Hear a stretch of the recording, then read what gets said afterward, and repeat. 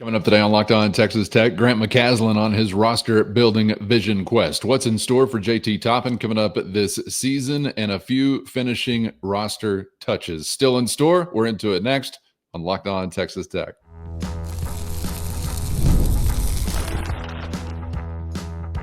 You are Locked On Texas Tech, your daily podcast on the Texas Tech Red Raiders. Part of the Locked On Podcast Network, your team every day. Great to be with you again on Locked On Texas Tech on the Locked On Podcast Network, your team every day, always free and available on YouTube or anywhere you get podcasts. And thanks as always for making us your first listen. Today's episode brought to you by Gametime. Download the Gametime app, create an account, and use our code LOCKEDONCollege for $20 off your first purchase with the only Chris Level. I'm Casey Cowan. Chris, great to be back with you, kicking off another week and checking in on a hoops report today, and we get it straight from the man himself, Grant McCaslin, visiting with the media since we were last together. So we'll bring some sound from Coach McCaslin to you today on a couple of different subjects. We'll get to some continued roster building for Coach McCaslin and company and a decision being made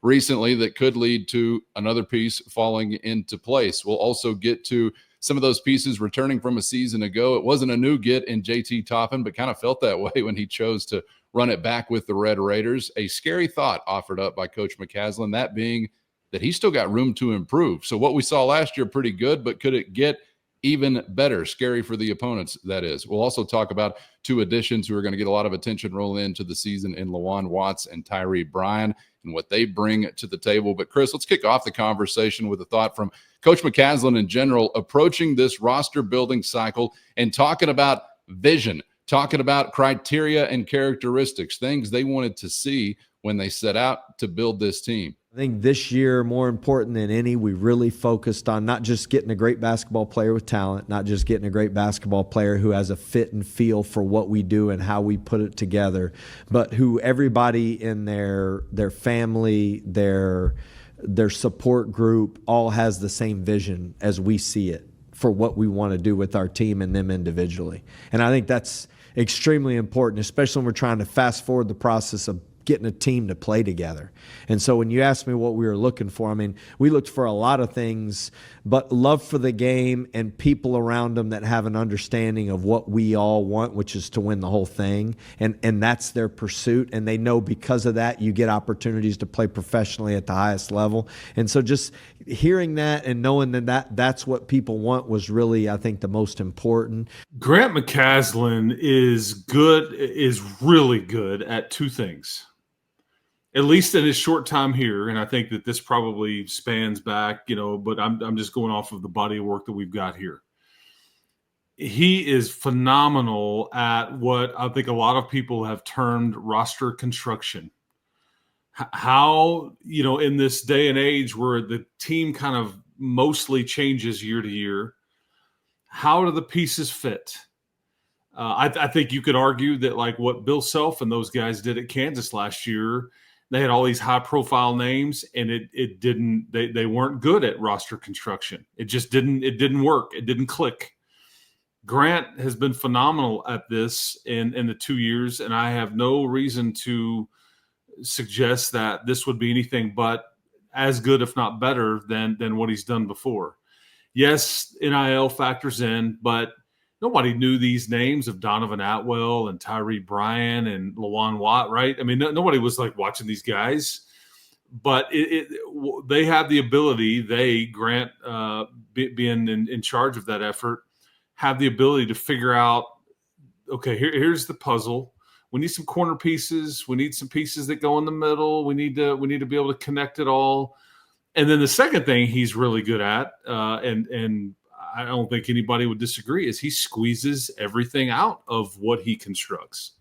And that's the sign of a great coach. But I know they wanted to get a bit deeper. I know they wanted to get a bit bigger, but you still wanted some of the things that you've had in the last couple of years.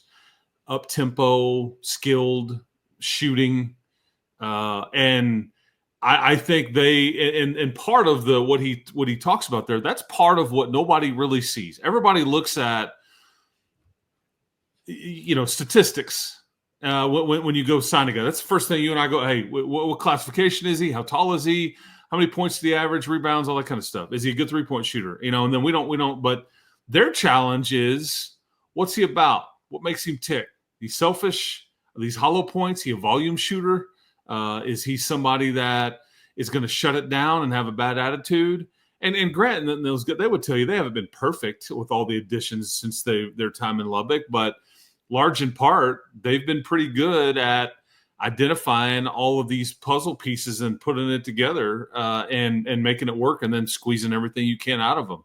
And I think, vetting who they are is as important as anything. Yeah, you want length and height and shooting, and you got to have some motor on defense and all that kind of stuff. But if you don't care, if you're not looking to play at a higher level, all that kind of stuff, that stuff matters too. And his eyes lit up at this press gathering when he's talking about what they've put together here. And, Christian Anderson's not even here because he's over doing the U18 German team thing, I think, or the whatever, under 20, I don't know what age group it is. But anyway, I think they're very pleased with what they've been able to put together here. He's got plenty of slack on the line and earned plenty of credibility whenever it comes to identifying guys he feels like can fit his vision and sharing that vision part of it. But Chris, whether we are, thinking of these names as known commodities before they hit the Red Raider radar, so to speak, or not, I don't care. Joe Blow from the wilderness. I mean, bring him on board. If Grant McCaslin wants him, I trust Grant McCaslin that this guy's going to be somebody that can contribute. And they haven't been perfect, but they have been pretty dang close. And it's, something what's really fun about it is when you talk about a coach that can squeeze every drop out of his roster, sometimes you hear that about like plucky, not the most talented sort of rosters, like, boy, he got everything out of him he could get. Well, what does it look like when you do actually have great talent, which he's also compiled as well? It looks like Elite 8 runs or a breath away from the Final Four. And hopefully we're talking about multiple as we roll through some of these upcoming years. But there is a proof in performance now. And so the sales pitch has got to be getting even easier when it comes to some receptive ears out there.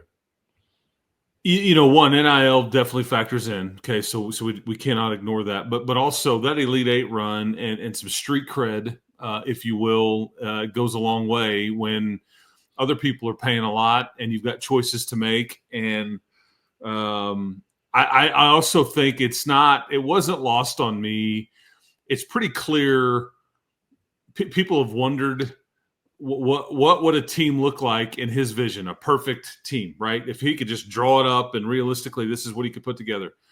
It's pretty clear now, and this isn't always what they had at North Texas, but he's going to go back to the well again from what he had a year ago and semi what they had the first year.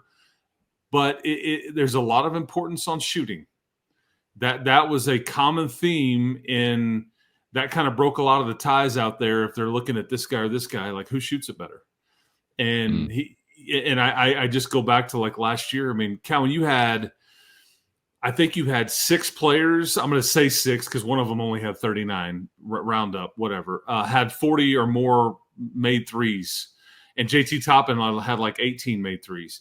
I mean, that collection of players, so that there's 7 guys there, with JT only making 18 of them. But how many games did we say you had 7 players make a three in Big 12 play? And it was a bunch. It wasn't just an isolated incident. And that's just ridiculously balanced. And I think when you look at all these guys shooting percentages and all those things, but it was pretty clear this was a clear factor in what they were searching for. Yeah, the 6'5" and the 6'6" and all the length and size certainly helps. But when you've got guys that can put the ball in the basket at the level that they have or wherever they're coming from, that seemed to be the common theme. So you can expect another very difficult team to guard, and it's a perfect complement for a guy like JT because it's perfect inside out and everybody wins. Very difficult to guard, and hopefully once again at the same time, one that can guard very well itself on the other end of the floor, because obviously that's been something that I know Coach McCaslin has rooted his culture or his program in also. Have they met that standard quite yet? In a coach's vision, probably not. Probably still plenty of room to improve. But again, kind of scary to think about how good it could get if there is all that room to improve, given where you've already been here recently. Let's get a little further into a couple of these specific individuals. Lawan Watts and Tyree Bryan, two guys who are going to get a large portion of the attention this offseason and rolling into the season from Red Raider fans as we get to know some of these new names. And let's take a listen to Coach McCaslin talking about both Watts and Bryan and what they bring to the table. Juan Watts is just such a versatile player. And his open floor vision and his ability to pass in transition, we're going to need it. I mean, Elijah Hawkins maybe was one of the best transition basketball players we'll see. And his ability to limit turnovers but create opportunities for people and have assists is just unbelievable. I actually went through his numbers the other day and told them to Lawan. I was like, hey, 9-1, 5-2, 7-0. You know, I mean, just really remarkable what he was able to do. And Lawan is a playmaker at heart, and he can shoot it. Now, he can make threes. His percentages were great. But I can tell you, like, his ability to defensive rebound and push and play in space and stop and pivot and score in the paint, he's got special skill. And then Tyree, you know, it's funny. He's older. He's got a lot of experience. You go look at his background. He played junior college basketball, played mid-major basketball, played, you know, in a high major league, and played on the road and went to Gonzaga and scored 35 points. I mean, he shot 40+% from three. I mean, he's got a real college-ready, Big 12 win games at the highest level ready. And he makes shots. He's got a presence to him. He can get off the ground and make threes. But he also is such a good defender, and he's got an awareness of what the team needs. And he's just joy to be around. I mean, his mom's awesome. His family's awesome, just great people and a special player. Those guys both bring experience, scoring, and versatility at our level that you need to win and win big. Yeah, I hope people have their tickets. This is going to be a lot of fun. I mean, Grant's pretty transparent, and when he starts talking about versatility and the defense and playmaking, these are buzzwords for him. First, today's episode brought to you by Gametime. Whether it's sports, music, comedy, or beyond, we all love going to live events. And now Gametime has made it even easier to get tickets for your favorite events with their new feature, Gametime Picks. This feature trims all the fat to show you only incredible deals on great seats, so you don't have to waste time searching through thousands of tickets. You'll always find can't beat deals. Plus, the app's all-in pricing shows the total cost up front with no surprise fees at checkout. Take the guesswork out of buying tickets with Gametime. Download the Gametime app today, create an account, and use our code LOCKEDONCollege for $20 off your first purchase. Terms do apply. Again, create an account and redeem our code LOCKEDONCollege for $20 off. Download Gametime today. What time is it? Gametime. And when he starts talking about versatility and the defense and playmaking, these are buzzwords for him that I think he really likes the group that they've assembled here. And he's not, we'll get to that in a bit, but he's not done adding to it. Like Bryan is somebody that because at times you weren't very good on the wing defensively. As good as Kerwin was with the ability to heat up and drop in 3 threes within, a minute, he struggled on defense. I don't think anybody would disagree with that. You have upgraded that aspect of your team big time. And these are players that are positionless and versatile in many ways. Now, again, we just came off of the conversation talking about shooting, okay, and how much better they are. So in some ways, this is a much better team in that sense. But on paper, this team has a lot of similarities to Mark Adams' first team here and the Sweet 16 from the standpoint of, boy, do they look good getting off the bus. Boy, can every player play every position. Boy, is it just like looks the way it's supposed to from an eye test. Yeah, that was a great collection. I really think about that as a great team collection of pieces. And that team struggled to shoot. This team will not. This team may not be as good as that one on defense, because that was that Sweet 16 team or whatever, the one that lost to Duke in the Sweet 16. That was one of the best defensive teams just in general that you may ever have here. But this team is similar in that the way I think they're looking to build it, because they've added. It's 6'5", 6'6", 6'11", like everywhere. I mean, all over the board. Like Christian Anderson is by no means small, and he's going to stand at about 6'2", maybe a little taller. And then everybody else is like 6'5", 6'6", 6'8", whatever. And it's you're able to switch and do all the things. I'm fascinated by, and we knew this, but it's like hearing Grant say it kind of is important to note. You hear him talk about Lawan Watts right there, and he really gets it, because we have talked about Lawan Watts. I think he's the one. And what I mean by that is I think he was maybe the most, fascinating, important, versatile addition you could have made, considering D5 is not back on your team. And we have talked about this is the replacement. Well, what made Darion Williams so special? And again, there was the clutch component, there was the versatile component, and all those things. I hear. I mean, he's really doubling down, saying this is the D5 replacement, because what was Darion so good at was passing out of the post as a playmaker. I mean, Darion Williams had 123 assists last year, and I think they very much see a younger, more athletic version of Darion Williams and Lawan Watts.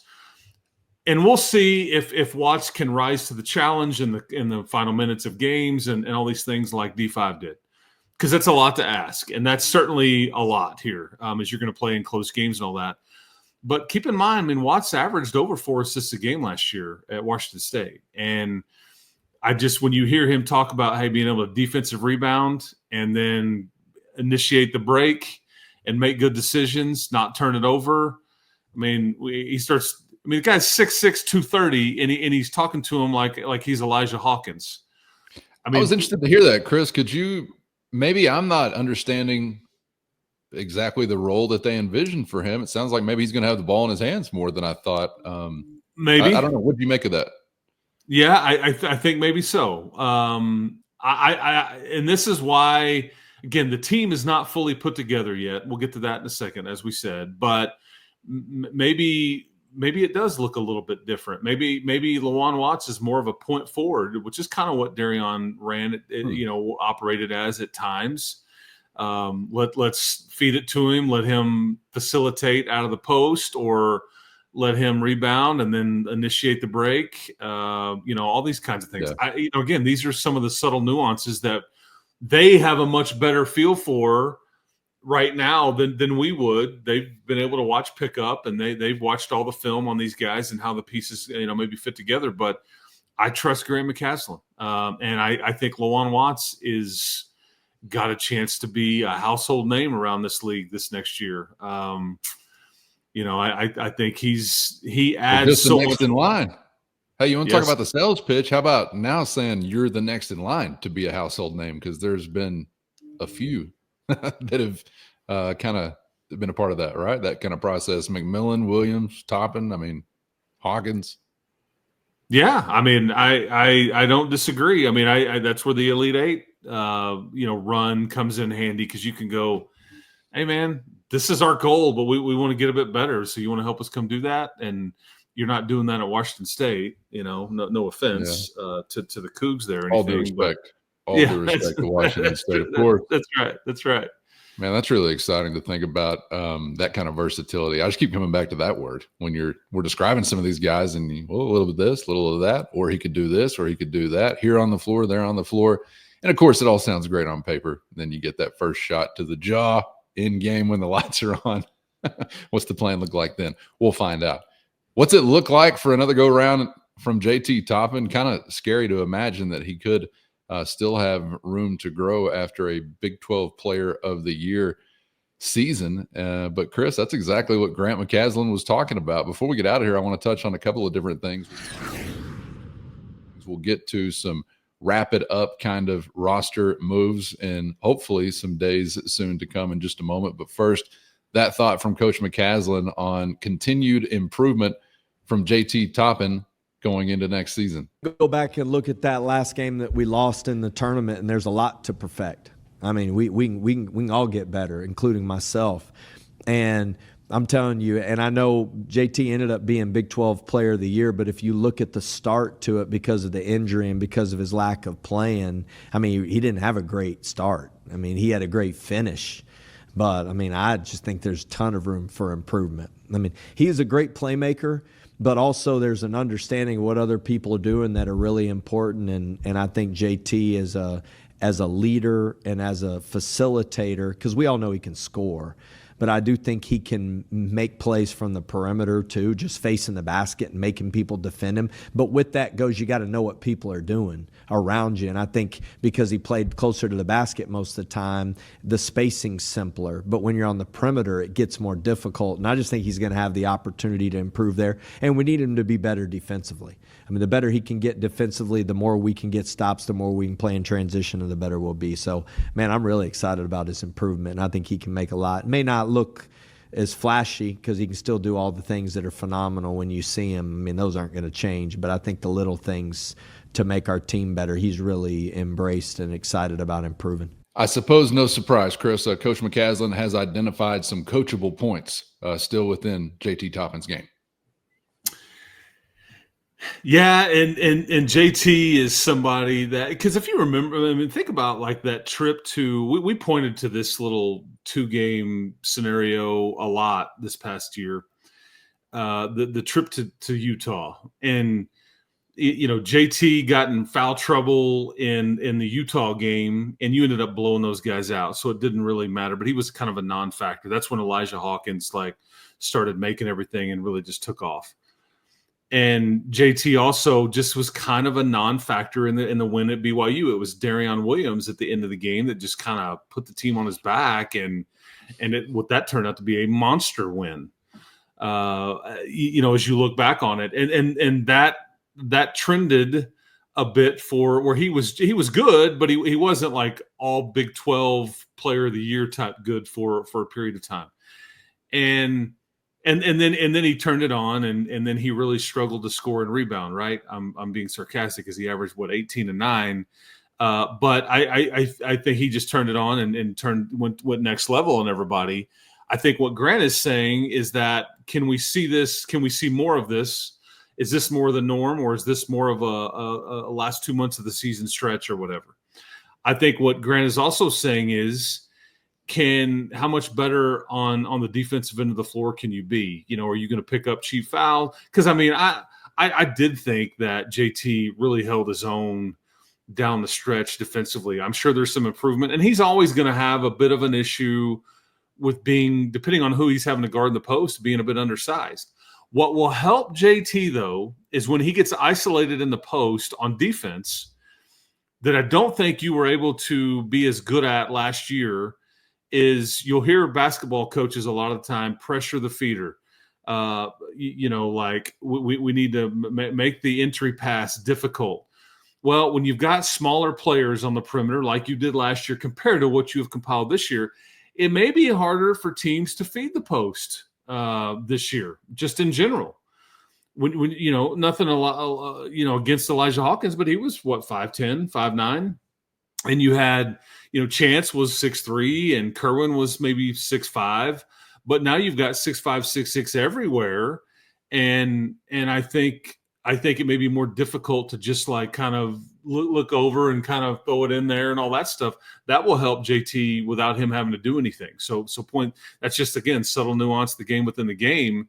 But I just get the sense that listening to Grant talk, this team has a much better chance to be better defensively in general out of the gate compared to last year. Because it was after New Year's. We remember old UCF coming in on old New Year's Eve saying hello to everybody, and everybody going, "Oh no, not a happy New Year. Like, are we just not very good?" And there was a lot of doubt, and questioning about, and it was mainly pointed at defense. Well, it was the Utah trip that was that came next. And anyway, I think what they've put together has a much better chance to be better on defense. And he talked about he thinks they can not only be better on defense, but he's like, we can play a different style of defense with this group. We can get up into people. We've got more depth, so we're not worried about being as physical. It's almost as if you hear a little like, okay, maybe kind of going Houston on everybody. Like, let's get up into people. Let's pressure them. Let's not worry about foul trouble. Let's not worry about letting them do what they want. Let's really, not be passive here and be very aggressive on not just on the offensive end, but on defense too. And when you've got more pieces and longer pieces and more athletic pieces, it allows you to do that. Let's jam them up a little. Suffocation, Holmes. Sounds good to me. Chris, before we get out of here, going back to our last episode last week and touching on some final roster building efforts from Coach McCaslin and his Red Raiders staff. Ben Henschel, a name obviously much discussed. Does he exist? Does he not exist? Some may still be asking themselves that question, but we spent a lot of time here regarding him because he is a special talent, and thinking about him being added to that roster is even more exciting than what is already very exciting potential for that roster. But I believe you said where we last left off that you feel like it will be Perth, Australia, or Lubbock, Texas for Mr. Henschel. And so we saw since then news actually come across that he does remove himself from the NBA draft process, or at least that, I guess, conversation for now. But it still sort of sounds like, as we're sitting here talking, it kind of remains unchanged, I guess. Going back to our last conversation, he still has a return home option. But if college basketball is the choice, we're feeling good about the odds for the Red Raiders. Yeah, so I am under the belief that, okay, so there's a couple things that have transpired that you kind of laid out there that have happened. First of all, Grant, so I just want to go in order here to give people some context. Grant was asked about this at this media availability. You going to add to your roster? And I think he used the term definitely adding one, maybe another. And then he went out of his way to say, we're not going to do anything to screw this deal up. Like, we're not bringing somebody in here that would upset the apple cart and all those things, right? And so, but he mentioned that eligibility may be a bit of a problem or a question mark, and he mentioned the word academics. Okay, so then on Saturday, we see Ben Henschel, takes his name out of the draft. Okay, so I firmly believe that the maybe addition here, this is my opinion, the maybe addition here is Ben Henschel. And he's the one that's got the eligibility questions. And I think that they have known, they are working through it, but he's got a very soft place to land. I can see everything with Ben Henschel from him going back to Perth, as you mentioned. I think the opportunity to come here and play at a higher level, and regardless of the level he's been playing at in Perth, which I also think is pretty good, and earn more money. And I think that this could go a variety of different ways. He could commit, and then you just not be able to work out everything, okay? He could commit, and then it could take some time to work out everything. Everything from he can practice with us, we're trying to get him eligible. Everything from he commits, he comes here, he's eligible immediately. Everything from maybe he's eligible second semester. I don't know all that. I'm just trying to throw different things out there that are possibles here, but I think they are trying to work toward that end of just getting him here and then working through it all. I'm not saying that this is where he's for sure going, but I do believe that if he comes to college, I think this is where he goes. I don't mind stepping out there and saying that as opposed to returning to Perth. The other thing that Grant mentioned is like, yeah, I think we'll add one or two more, right? And there's one for sure, and then there's a maybe and all that. I think that maybe on the for sure category, I'm trying to surmise and connect dots there. I think this is Jalen Petty, the previous New Mexico and the previous Stanford commitment. I think Jalen Petty did decommit from Stanford late last week. I think there's been some ties to Texas Tech. I think they were involved with him in his recruitment. He's a freshman guard that's got some length and athleticism to him. I do not, and I've kind of hinted at this before, I don't think this is a game-changing piece like Henschel is or would be. I think Ben Henschel is if he's eligible immediately, he's only eligible in the second semester, whatever you're getting from the guy, he is a put you over the top piece. Well, what do you mean by that? I think you go from potentially top 10 to top 5 preseason. I think he's got a ton of upside. This is a 6'5", maybe slightly taller combo guard that would be a beautiful fit in what you're trying to do here. And it describes everything that I've kind of talked about and that you have talked about too, and that Grant has talked about up to this point in this show: versatility, shoot it, playmaking, care factor, quality human, all the stuff. So for now, we wait to see what more additions may be headed your way here. Yes, and I just want to clarify before we get out, this eligibility talk, this word you keep using, this is related to some academic thing or school, or which just leads you to question, really, what place does academics have in college basketball? An investigative report coming up tonight at 10. Stay tuned for that. But yeah, we're talking books and whatnot when we're talking, okay, not the most eligible bachelor. I'm just trying to think of any other context that could, somebody's still talking about playing school. All right, Chris, appreciate that time, man. And we do continue to wait. So remain in the holding pattern that we've been in, I guess. All eyes down under. And eventually, if we're talking about splitting hairs between a top 10 or top 5 preseason ranking, I'm good with either result. I got to tell you, I'm still pinching myself with this rarefied air I guess you're going to be in as we get ready for this next season. Should be fun. Yeah, and keep in mind what I think people need to hear is you're still a top 10 team, like as is, if you don't do anything else. Because his eyes lit up whenever he started talking about Josiah Mosley.